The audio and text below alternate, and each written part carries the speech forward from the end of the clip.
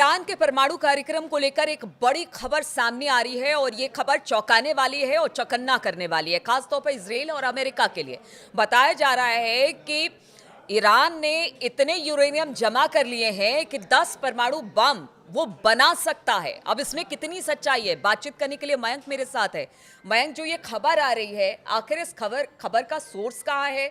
किस हिसाब से ये खबर बताई जा रही है कि 10 परमाणु क्षमता वाली यूरेनियम का वहां पर भंडारण कर लिया गया है? क्या है पूरी खबर, जरा विस्तार से बताइए। देखिए, IAEA जो है, इंटरनेशनल एटॉमिक एनर्जी एजेंसी जो है, इसकी तरफ से एक सर्वे हुआ। सर्वे के बाद इनकी एक रिपोर्ट सामने आई है जिसमें ईरान के परमाणु कार्यक्रम को लेकर बहुत बड़े दावे किए गए हैं। जिसके बाद अब ये कहा जा रहा है, कुछ लोग ये भी कह रहे हैं कि अब ईरान जो है वो मिडिल ईस्ट का एक परमाणु ताकत ऑलरेडी बन चुका है। देखिए, इस रिपोर्ट की हम आपको बड़ी बात बताएं। इस रिपोर्ट में, IAEA की रिपोर्ट में कहा गया है कि ईरान के पास अब 60% तक एनरिच्ड यूरेनियम जो है उसका भंडार 408.6 किलोग्राम का यूरेनियम, एनरिच्ड यूरेनियम ईरान के पास मौजूद है, जो 90% हथियार ग्रेड बनाने के स्तर से सिर्फ कुछ ही, मतलब एक आधी स्टेप पीछे है। और ये 9 करीब परमाणु बम बनाने की क्षमता रखता है। और ये भी कहा गया है कि ये जो यूरेनियम जो है स्टॉक जो ईरान के पास है, ये अगर फरवरी की बात की जाए तो ये 274.8 किलोग्राम था और वो अब बढ़ के अब करीब 133.8 133.8 केजी ये पिछले 3 महीने में बढ़ गया है। देखिए, हम अपने पिछले वीडियो में लगातार बता रहे थे कि जिस तरह से अमेरिका से धमकियां मिल रही हैं, इजराइल से धमकियां मिल रही हैं, उसके बाद ईरान ने अपना न्यूक्लियर प्रोग्राम तेजी से आगे बढ़ाना शुरू किया है। और ये उसी का, देखिए, ये उसी के आंकड़े ये बता रहे हैं। अगर IAEA के रिपोर्ट को माना जाए तो ईरान का परमाणु कार्यक्रम बहुत तेजी से आगे बढ़ रहा है। इंटरनेशनल एटॉमिक एनर्जी जो IAEA है, इनकी तरफ से जो बात कही गई है कि Iran now possesses over 400 kg of uranium enriched to 60% purity, well above the level used for civilian purposes. इनका कहना ऐसा है कि भाई सिविलियन पर्पसेस के लिए, मतलब जो आपके सिविल प्रोग्राम के लिए जो यूरेनियम चाहिए, इससे कहीं ज़्यादा जो है वो ईरान के पास ऑलरेडी आ चुका है। IAEA के जो चीफ है राफेल ग्रोसी, इन्होंने कहा है कि सैन्य उद्देश्य के लिए परमाणु परीक्षण से अब ज्यादा दूर ईरान नहीं है।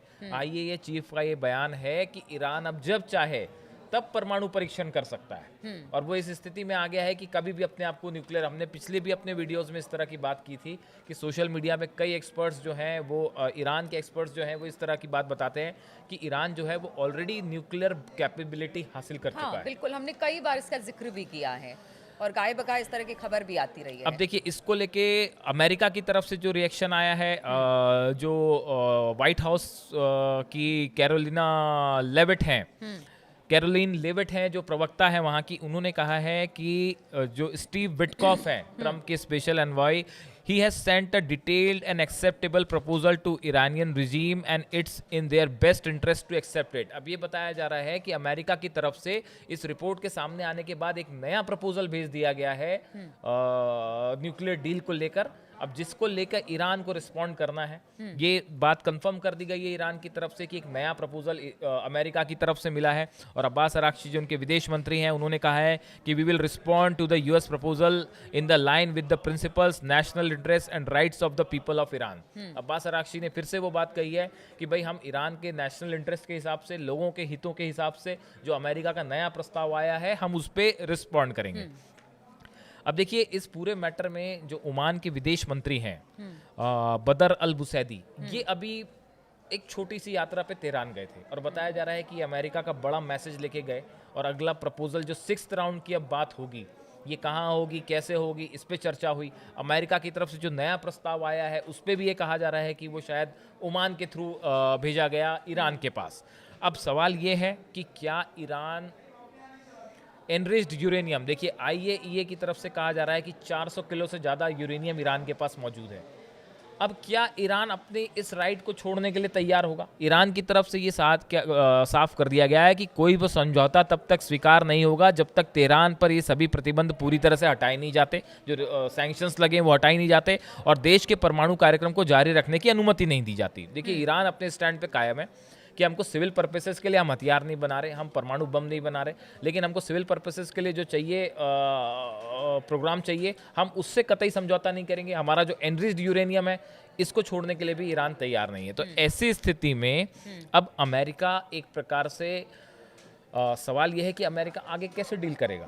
क्या अच्छा, एक बात और बताइए, चूंकि जो ईरान है वो अपनी बातों पर अड़ा हुआ है, अमेरिका भी अपनी बातों पर अड़ा हुआ है, बातचीत का दौर लगातार चल रहा है, लेकिन इस वक्त अगर पूरी दुनिया को हम देखें, जिस हालात से इस वक्त पूरी दुनिया और तमाम देश गुजर रही है, क्या उसमें ईरान को भी लगता है कि परमाणु शक्ति बनना हमारे आज की डिटरेंट जरूरत है? बिल्कुल बिल्कुल। इसी वजह से वो अपनी बातों पर अड़ीग है, जिस तरह से चीजें। बिल्कुल ठीक कहा आपने। बहुत सारे एक्सपर्ट से बताते हैं कि एक डिटरेंट के रूप में देखिए, ईरान जिस तरह से इराक पे हमला हुआ, उसके बाद जो है एक इस तरह की भावना शायद ईरान के बहुत सारे जो अधिकारी हैं या जो एक्सपर्ट्स हैं या सुरक्षा सलाहकार हैं, खामेनी के उनके सुप्रीम लीडर हैं, उनका मानना ये ऐसा है कि भाई आपको अगर आप परमाणु कैपेबिलिटी हासिल कर रहे हैं, न्यूक्लियर कैपेबिलिटी हासिल कर लेते हैं, तो फिर किसी भी कंट्री के लिए आप पे हमला करना आसान नहीं होता।